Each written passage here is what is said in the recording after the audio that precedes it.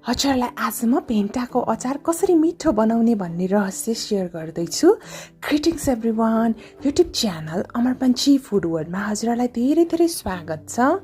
खास गरेर भेन्टाको तरकारी त हामी धेरैजनाले खान्छौँ, तर भेन्टाको अचार केही हदसम्म नौलो हुन सक्छ हजुरहरूको लागि। तर बनाउन एकदमै सजिलो छ र घरमै पाइने सामग्रीहरूबाट सजिलैसँगले बनाउन सक्छौँ। मैले 250 ग्राम भेन्टालाई लिएँ। हजुरहरूले हरियो वा पर्पल कलरको जुनै लिनु भए पनि हुन्छ। र यो रेसिपी 3 जनाको लागि बनाउन जाँदैछु। 5वटा रातो र पाकेको गोलभेडा लिनुहोला। प्याज एउटालाई मैले मसिनोसँगले चप गरेँ। धनियाँको केही पत्ताहरू चाहिन्छ। हरियो खुर्सानी 3वटालाई चप गरेँ। बेसन चाहिन्छ 3 चम्चा।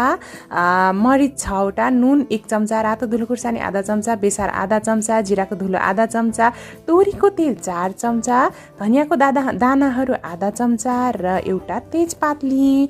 हजुरहरूले चाहिँ बेसन चाहिँ नछुट्याउनु होला। बेसनले एकदमै मिठो टेस्ट दिन्छ हाम्रो भेन्टाको अचारमा।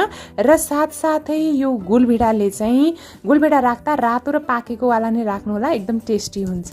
त्यसपछि 3 चम्चा लसुन अदुवालाई थिचेकी थिएँ। त्यसमा 6वटा जति मरिच राखेर हल्का थिचेँ। पुरै धुलो पिठो बनाइराख्नु पर्दैन।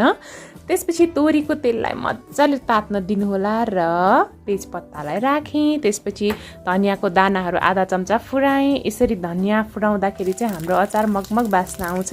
3वटा हरियो खुर्सानी पनि राखेँ। साथसाथै प्याजलाई राखेँ र नुन पनि राख्दैछु। नुन राख्यो भने चाहिँ प्याजले छिट्टै पानी छोड्छ र छिट्टै गोल्डन ब्राउन कलरको हुन्छ। मलाई चाहिँ धेरै पिरो हुन्छ भनेर खुर्सानीको बिया चाहिँ निकालेँ। हजुरलाई नुन खुर्सानी कतिको चाहिन्छ आफ्नो स्वादअनुसार राख्न सक्नुहुन्छ। हुन त अचार भन्ने बित्तिकै अलिकति नुनिलो पिरो नै मिठो हुन्छ। हेर्नुहोस् है त, यो रेसिपी चाहिँ खाना, रोटी, नान, परौठा जेसँग खानु भए पनि हुन्छ।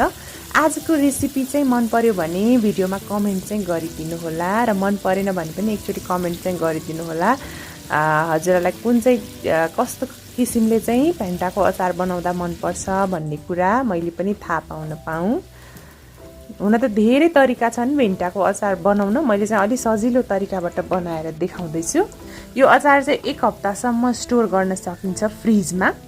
हल्का गोल्डन ब्राउन भइसकेपछि अघि थिचेको लसुन अदुवालाई पनि राखेँ मैले। यो मरिच र लसुन अदुवाको पेस्टलाई पनि राखेँ। हेर्नुहोस् है त, यसलाई पनि मजाले गोल्डन ब्राउन हुन्जेल फ्राई गर्नुपर्छ।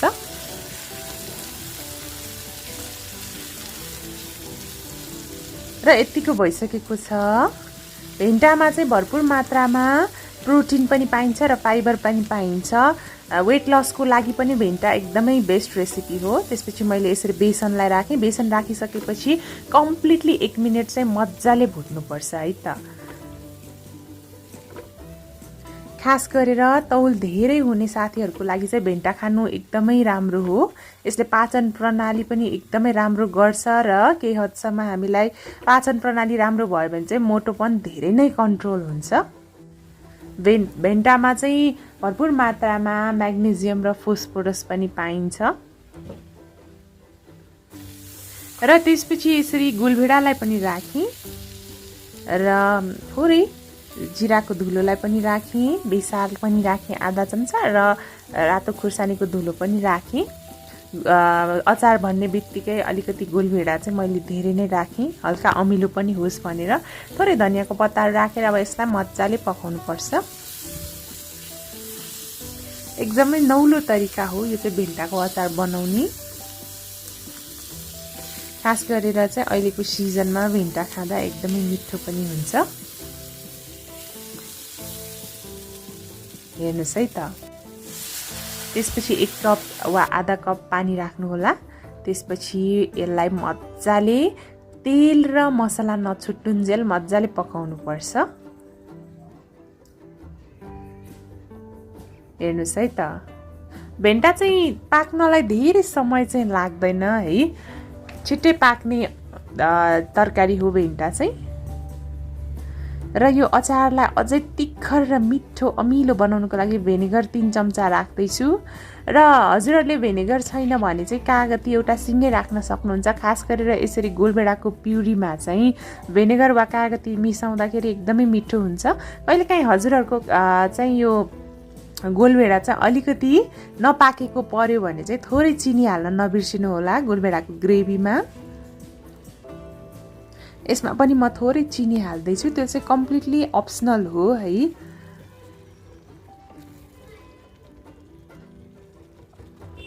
यसरी तेल ननिस्किन्जेल मजाले पकाउनु पर्छ। आधा चम्चा चिनी पनि हालेँ। चिनी हाल्दाखेरि चाहिँ कहिलेकाहीँ गोलभेडा चाहिँ अलिकति नमिठो टेस्टको पर्यो वा अलिकति खटासवाला पर्यो भने चाहिँ त्यसले ब्यालेन्स गर्छ चिनीले चाहिँ। हेर्नुहोस् है त कति मजाले रेडी हुँदैछ।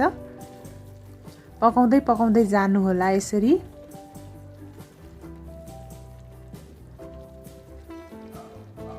र यतिको भइसकेपछि चाहिँ हामीले हेर्नुहोस् है तेल निस्किन थालिसक्यो। थोरै पानी हाल्छौँ र एकैछिन बोइल गर्छौँ र त्यसपछि भेन्टा हाल्छौँ। ग्रेभी चाहिँ मजाले पाकेको नै हुनुपर्छ। हल्का उम्लिने बित्तिकै नै हामीले भेन्टालाई राख्छौँ। भेन्टा चाहिँ मैले चक्का चक्का गरेर काटेँ। हजुरहरूले जुनै सेपमा काट्नु भए पनि हुन्छ, तर जति पातलो स्लाइस गरेर काट्नु भयो त्यति नै छिटो पाक्छ। भेन्टा राखिसकेपछि हामीले कम्प्लिटली 4 मिनट मिडियम फ्लेममा पकाउँछौँ। यो पानी चाहिँ नसुकुन्जेल लगभग 4 मिनटमा चाहिँ मजाले भेन्टा पाक्छ।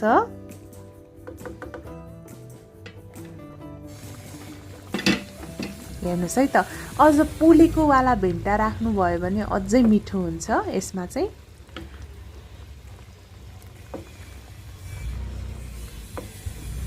मलाई चाहिँ खास गरेर भेन्टा भन्दा पनि यसको ग्रेभी एकदमै मिठो लाग्छ।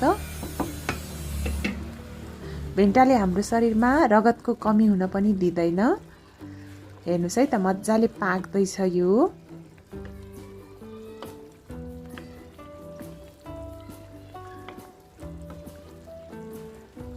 यसलाई हजुरहरूले फ्रिजमा स्टोर गर्नुभन्दा अगाडि कम्प्लिटली चिसो हुन चाहिँ दिनु होला है। र यतिको भइसकेपछि ग्यास अफ गरेँ र ग्यास अफ गरिसकेपछि मात्रै मैले धनियाँको पत्ताहरू राख्दैछु। र आजको रेसिपी कस्तो लाग्यो त हजुरहरूलाई म सर्भ गरेर पनि देखाउँछु है त।